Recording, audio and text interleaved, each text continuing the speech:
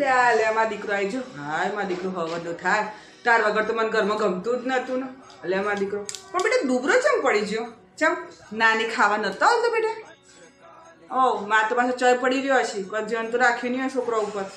એટલે એમાં દીકરો આવી જમાં દીકરા અંદર લાઈ એક વસ્તુ કહું તને. અને તાર માટે મેં રાખીશું ફ્રીજમાં. પણ સાંભળ પહેલાં મારા વાતની જવાબ આલ પહેલાં. અને તાર મમ્મી તો શું પહેરતી હતી? હે ડ્રેસ જીન્સ?